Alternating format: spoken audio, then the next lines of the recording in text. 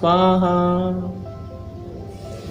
नमस्कार विद्यार्थियों, आज गंगा जयंती है और गंगा जयंती हमें जीवन में तप करना सिखाती है। जैसे भागीरथी जी ने मां गंगा को धरती पर प्रकट किया, ऐसे ही विद्यार्थी के जीवन में तपस्या होगी तो वो विद्यार्थी हर असफलता को सफलता में बदल देगा। वाक्य में ही अगर जिस विद्यार्थी के जीवन में तपस्या का प्रभाव जितना ज्यादा होगा, उस विद्यार्थी के जीवन में सफलता का पैरामीटर उतना ही बढ़ता जाएगा।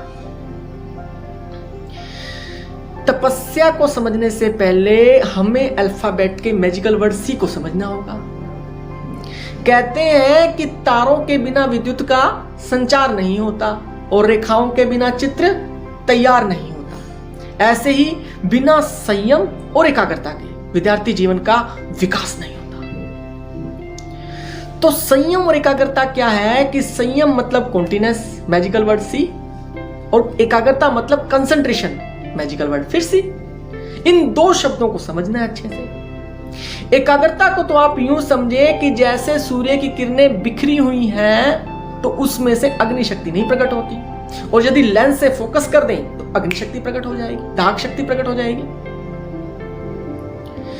अब एकाग्रता को बढ़ाने के लिए हमें क्या करना होगा?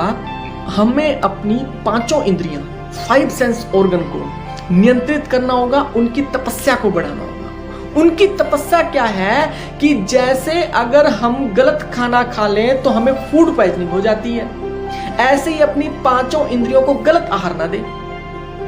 आंख को गलत आहार ना दे, कान को गलत आहार ना दे, नाक को गलत आहार ना दे, जीवा को गलत आहार ना दे। हम जब पढ़ाई लिखाई करते हैं तो ये पांचों इंद्रियां हमें भटकाती हैं। सुगंध के द्वारा, नाक अच्छी स्मेल आ गई, ओ रसगुल्ले आ गए, गुलाब जामुन आ गए, रसमलाई आ गई, तो सुगंध से एकदम भटका देगी, हम भाग के जाएंगे, क्या आया क्या आया, बाहर रेडी वाला। ऐसे ही कान के द्वारा कहीं रोक पोक म्यूजिक, कहीं ढोल धमाका बजेगा तो हम भाग के जाएंगे देखने, तो भटकान। आंख के द्वारा दृश्य, सामने दाएं बाएं ऊपर नीचे, खाने की इच्छा हो गई, बोलने की इच्छा हो गई, तो बार बार ये चीजें क्या करती हैं, ये हमें अपनी पढ़ाई से भटका देती हैं। तो इन पांचों इंद्रियों का हमें क्या करना होगा? तप करना होगा।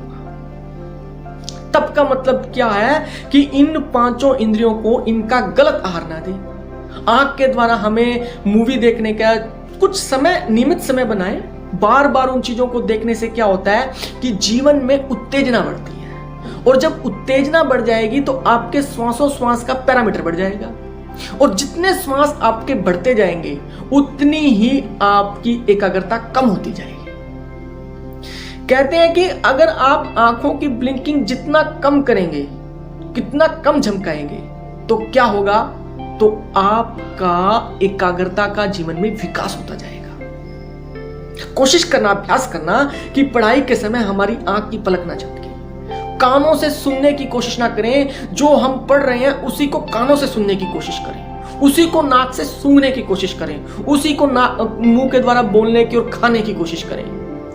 सुनने में अटपटा है, अजीब है, बट जब ये आप करोगे तो आपको लगेगा कि वाकई में कि जो आप पढ़ाई में 1 घंटे में आप याद करते थे वही आप 10 मिनट में याद कर लोगे। यही स्वामी विवेकानंद जी के जीवन की सफलता का रहस्य था।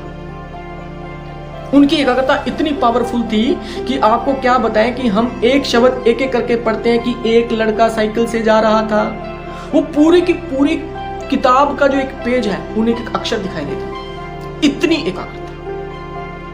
तो आंखों के द्वारा गलत आहार क्या हो गया कि अश्लील दृश्य ना देखे जाए। कान के द्वारा गलत आहार क्या हो गया कि हम रॉक और पॉप म्यूजिक ना सुने। नाक के द्वारा गलत आहार क्या हो गया कि हम कोई भी तामसी स्मेल जिसे कहते हैं, चाहे वो आपकी स्मोक की है, ड्रिंकिंग की है, मांस की है, ये चीजें क्या करती हैं, इसके द्वारा भी हमारे जीवन में उत्तेजना बढ़ती है। मुंह के द्वारा इसे खाएं नहीं, ऐसी चीजों का स्पर्श नहीं करें। जिस चीज को देखने से, खाने से, पीने से, सुनने से और सूंघने से हमारे जीवन में उत्तेजना बढ़ती है, हमारी श्वासोश्वास की जो रिदम है वो बदल जाती है, वो विद्यार्थी अगर नियंत्रित कर ले, उसकी तपस्या कर ले, तो उस विद्यार्थी के जीवन में 4 चांद लग जाएंगे। और ये 4 चांद लगाने का समय ही आपकी गंगा जयंती है। ये सिखा रही है हमें कि हर विद्यार्थी के जीवन में तपस्या होनी चाहिए।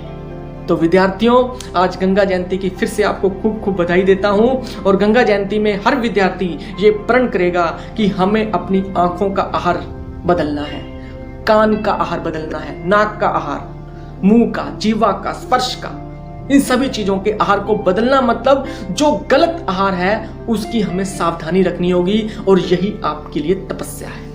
तो ये तपस्या जितनी बढ़ती जाएगी, आंखों की ब्लिंकिंग जितनी कम होगी, कानों से रॉक और पॉप म्यूजिक जितना कम सुनेंगे। ऑक्सफोर्ड यूनिवर्सिटी ने ये निष्कर्ष निकाला है कि जिन बीजों पर 30 दिन लगातार रॉक और पॉप म्यूजिक सुनाया उनको, तो क्या हुआ, उनके बीज फर्दर रिप्रोडक्शन में काबिल नहीं हुए, क्योंकि बीज से तो वृक्ष बनता है। ऐसे विद्यार्थियों, हमारे जीवन में भी जो सफलता का पैरामीटर है वो ये हमारी तपस्या निर्धारित करती है, इन 5 इंद्रियों की। और जब ये 5 इंद्रियां नियंत्रित होंगी तो क्या करेंगी, आपके जीवन में एकाग्रता को बढ़ा देंगी। और जैसे ही कंसंट्रेशन और कॉन्टिनेंस जीवन में बढ़ेगा, आपके जीवन में सफलता, फिर से बोलूंगा कि सफलता आपके कदम चूमेगी, आज नहीं तो कल, आज नहीं तो कल। जय हिंद, वंदे मातरम।